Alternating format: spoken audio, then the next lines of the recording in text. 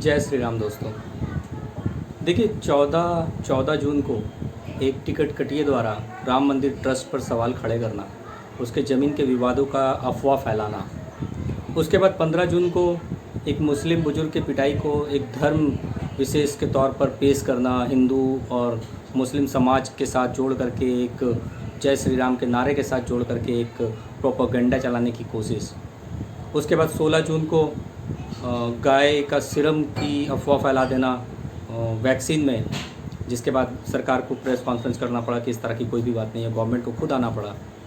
ये भी एक प्रोपेगेंडा का था। तो 14, 15, 16 और आज 21 मई को कांग्रेस प्रवक्ता द्वारा ये बोल देना कि योग में ओम का महत्व नहीं है। मतलब उनका कहने का पूरा जो तात्पर्य था वो यही था। तो उस ओम के शब्द को एक धर्म विशेष के शब्द के साथ जोड़ करके पेश कर देना कि इसमें क्या हर्ज है, हम ये भी बोल सकते हैं। उस ओम के शब्द पे जिस पे खुद नासा रिसर्च कर रही है कि इस शब्द के बारे में या इस उच्चारण के बारे में खुद नासा इस पर रिसर्च कर रही है, जो कि सारी तथ्य मौजूद हैं गूगल पर।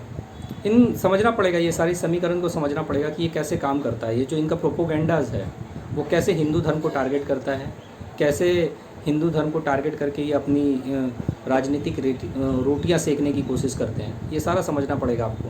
तो 14, 15, 16 फिर 21, मतलब डे बाय डे ये नया नया प्रोपोगेंडा चलाने की कोशिश करते हैं। Now it is very important to understand what liberals are planning for UP elections. They create new propagandas day by day and this is just make to Yogi ji lose in 2022। तो आपको समझना पड़ेगा ये जो सारा समीकरण है वो कैसे काम करता है, कैसे ये रोज़ नया नया प्रोपोगेंडास चलाते हैं, कैसे उस प्रोपोगेंडास को, उस झूठ को फैलाते हैं, ये आपको पूरा समझना पड़ेगा। और why I am saying this, देखिए एक बड़ा ही सिंपल मैं आपको एक उदाहरण के तौर पे बता देना चाहता हूँ। आप में से शायद बहुत लोगों को नहीं पता होगा, लेकिन आपको मैं बताना चाहता हूँ। यूपी में टोटल 403 सीटें हैं जिसमें विधानसभा की चुनाव होती है। 403 सीटों में 103 सीट ऐसी है जो 20% से ज़्यादा मुस्लिम आबादी वाली क्षेत्र है, जहाँ पे 20% मुस्लिम आबादी का जो वोटिंग होता है बहुत मैटर करता है। तो ये इसी कोशिश में लगे हुए हैं, क्योंकि यहाँ पे 20% से ज़्यादा मुस्लिम आबादी वाले क्षेत्र हैं। ये 120 सीट जो भी है, तो इनका टारगेट ये है कि ये जो 120 सीटें हैं यहाँ से, तो देखिए इनको अच्छा खासा जो है बढ़त मिलेगा, क्योंकि आप वैसे भी जानते हैं कि जो चुनाव होता है वो किन मुद्दों पर होता है, कि कैसे ये चुनाव में धर्म का वर्गीकरण करते हैं या हिंदू धर्म को चीज़ों में बांटने की कोशिश करते हैं। तो ये इसी का प्रोपेगेंडा है। ये चाहते हैं कि किसी भी तरह से हिंदू जो वोट है उसका ध्रुवीकरण हो जाए। जो राम मंदिर का जो फैसला आया है उसके बाद से जिस तरह की छटपटाहट इनके अंदर देखी गई है वो आपके सामने है। एक 2 कौड़ी का टिकट कटिया अगर आपको आकर के समझाता है, जो सुल्तानपुर में जो टिकट ब्लैक करता था, आज जनता के द्वारा उन्हें सर आँखों पर बिठा लिया गया है। देखिए राम मंदिर, भगवान राम के मंदिर में चवन्नी का भी योगदान ना देने वाले या चंदा ना देने वाले टोटी चोर और एक टिकट कटिया जब आपसे सवाल जवाब करता है, तो आपको ये समझ जाना चाहिए कि ये जो टूल किट गैंग है वो किस तरह से कार्य कर रही है। ठीक है, ये पूरा टूल किट है जो इन लोगों ने अब यूपी चुनाव के लिए रखा था और अब ये हथियार के रूप में से इस्तेमाल कर रहे हैं। देखिए हम जैसे लोग भी और मेरे जैसे से लाखों करोड़ों कार्यकर्ता जो इस तरह के चीज़ों में बढ़ चढ़ करके बताने में लगे हुए हैं समाज को, या सोशल मीडिया के माध्यम से जैसे भी लगे हुए हैं कि क्या सही है और क्या गलत है, वो रोज़ आपको सही जानकारी देंगे। तो जब हम जैसे छोटे लोग भी, मतलब जो हम छोटे लोग में ही माने जाते हैं, अगर हम जैसे लोग आपको चीज़ें वेरीफाई करके देते हैं, तो आप सोच करके देखिए कि इतने बड़े बड़े ओहदे पे बैठे हुए लोग जो ब्लू टिक हैंडल हैं, इनको वेरीफाइड ट्विटर हैंडल कहा जाता है, या वेरीफाइड लोग हैं, बड़े बड़े उच्च स्थानों पर बैठे हुए हैं, जब वो झूठ फैलाते हैं तो आप समझ सकते हैं कि फिर किस तरह से टूल किट गैंग जो है वो काम कर रहा है। देखिए कुछ भी नहीं है, ये कीड़े मकोड़े टाइप के लोग हैं जो रोज़ एक नया प्रोपोगेंडास लेकर के फैक्ट के नाम पर अपने प्रोपोगेंडास चलाते हैं। सब पर कार्रवाई हो रही है, धाराएं लगी हुई हैं।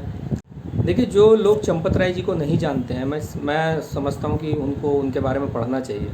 चंपत राय जी वो हैं जिन्होंने अपना पूरा जीवन श्री राम मंदिर को समर्पित कर दिया, जिन्होंने राम मंदिर के लिए अपनी पूरी आस्था लगा दी। राम मंदिर जो है क्या है उनसे जाकर के पूछिए, तब आप उन पे आरोप लगाइए। और आरोप लगाने वाला भी कौन? जिनका खुद प्रवक्ता कह रहा है कि उन्होंने अपने ही पार्टी के पैसे, फंड पैसे से अपना हवेली बना लिया है अपने अपने गृह क्षेत्र में। तो वो टिकट कटिया जो कल तक टिकट ब्लैक करता था, 10 रुपये वाले टिकट को 20 रुपये में बेचा करता होगा, आई थिंक ऐसे ही बेचता होगा, 20 रुपये 30 रुपये में बेचता होगा, उससे ज़्यादा क्या बेचता होगा, उसकी औकात तो उतनी है नहीं। तो वो बंदा जब चंपत राय जी से पर आरोप लगाता है तो आप समझ सकते हैं कि ये कितना बड़ा प्रोपेगेंडा है। चंपत राय जी आज भी एक कमरे के मकान में रहते हैं, जिनको नहीं पता है, और आज भी जिनको लगता है कि चंपत राय जी का ये इन्होंने गलत किया, वो जा कर के उनका अकाउंट देख सकते हैं कि उनके पास कितने बैलेंस पड़े हुए हैं। उन्होंने अपनी पूरी जो जीवन है, उन्होंने अपनी पूरी जीवन श्री प्रभु के चरणों में समर्पित कर दिया। आप हमें क्या बताओगे उनके बारे में? जिन्हें नहीं पता है, आप उन्हीं के साथ प्रोपोगेंडा खेल सकते हो। जो जानते हैं वो सब चीज़ जानते हैं कि क्या है, कौन प्रभु श्री राम के साथ खड़ा है, कौन नहीं खड़ा है, ये पूरी दुनिया जानती है। हमने देखा है कि सुप्रीम कोर्ट में कितने वकीलों की टीम लगी हुई थी प्रभु श्री राम के अस्तित्व को नकारने के लिए। आप लोगों ने जो चीज़ें पूछी थी, जो क्वेश्चंस पूछे थे, वो आज भी अवेलेबल है। अगर कोई देखना चाहेगा तो वो हर सारी चीज़ें, फैक्ट्स अवेलेबल है कि आप लोगों ने तो प्रभु श्री राम के अस्तित्व को नकार दिया था। आप लोगों ने तो मानने से इनकार कर दिया था कि प्रभु श्री राम भी कभी थे। और मुझे तो बड़ा विडम्बना ही लगता है कि आपके कुछ वकीलों ने तो यहाँ तक पूछ लिया था कि प्रभु श्री राम कहाँ हुए थे। देखिए, ये सारी चीज़ें, तथ्य जो है वो मौजूद है। आपके बरगलाने से, आपको अगर ऐसा लगता है कि आपके प्रोपोगेंडा चलाने से, आपके बरगलाने से हिंदू समाज को ये नहीं समझ आ रहा है, तो आप बिल्कुल गलत दिशा में जा रहे हैं। आपकी मंशा हर लोग जानते हैं, हर लोगों को पता है कि आप किस मंशा के तहत कार्य कर रहे हैं, या आपकी मंशा क्या है राम मंदिर को लेकर। देखिए, यूपी की जनता से मैं अपील करता हूँ, मैं हिंदू समाज से अपील करता हूँ कि इनके बहकावे में ना आए। ये जो राम के अस्तित्व, जो प्रभु श्री राम के अस्तित्व को जिन्होंने नकार दिया, जिन्होंने कार सेवकों पर गोली चलाई, जिन्होंने अयोध्या में कर्फ्यू लगवाया, और ये जो सफाई में करोड़ों रुपए नाच के नाम पे उड़ा देते थे, उनसे अब आपको सावधान रहने की आवश्यकता है। अभी आने वाले समय में और भी काफ़ी सारे प्रोपोगेंडाज आएंगे, काफ़ी सारी झूठ बताई जाएंगी, फैलाई जाएंगी।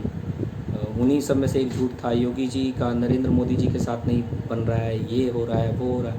ये काफ़ी तरह का प्रोपोगेंडाज चलाएंगे। अब आपको सतर्क रहने की आवश्यकता है। देखिए, समय का चक्र ही है कि राम के अस्तित्व को नकारने वाले, जिन्होंने प्रभु श्री राम के अस्तित्व को नकार दिया, आज वो रात दिन सुबह शाम उनका जाप कर रहे हैं, राम राम कर रहे हैं। तो ये समय का चक्र ही है। देखिए, सरकारी पैसे से बन रहे हज हाउस पे चुप्पी साधना और हिंदुओं के पैसे से या राम भक्तों के पैसे से बन रहे राम मंदिर का विरोध करना ही सेकुलरिज्म का नया परिभाषा है। आप इसे सेकुलरिज्म के नए परिभाषा के तौर पे ले सकते हैं। मेरे शब्दों में तो यही है सेकुलरिज्म, कि जब आप सरकारी पैसे से कोई चीज़ें बन रही हो, उस पर जब विरोध नहीं करते हैं, जब उसका आप हिसाब नहीं मांगते हैं, और हिंदुओं के पैसे से बन रही चीज़ों का जब आप हिसाब मांगने लगते हैं, या हमारी आस्था के साथ जुड़े चीज़ों पर जब आप सवालिया निशान खड़े करने लगते हैं, तो ये सेकुलरिज्म का नया परिभाषा बोल सकते हैं, या सेकुलरिज्म का नया कीड़ा बोल सकते हैं, एक ही है। देखिए, इन जैसे लोगों से अब सतर्क रहने की आवश्यकता है। आने वाले समय पे और भी नए नए प्रोपोगेंडास इनके द्वारा फैलाई जाएंगी, बताई जाएंगी, नई नई चीज़ें निकल करके आएंगी।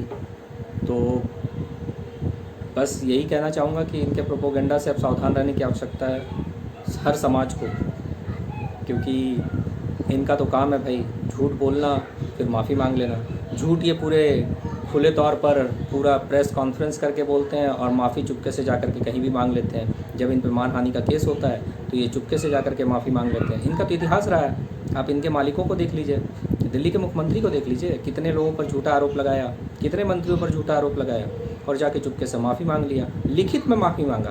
मतलब मैं हवा में बातें नहीं कर रहा हूँ, इन्होंने लिखित में माफ़ी मांगा है, और वो सारे माफ़ीनामा भी गूगल पे पड़े हुए हैं, अगर आप निकालना चाहेंगे तो। देखिए, जाते जाते बस इतना ही कहना चाहूँगा कि हकीकत को तलाश करना पड़ता है। अफवाहें तो घर बैठे आप तक पहुँच जाती है।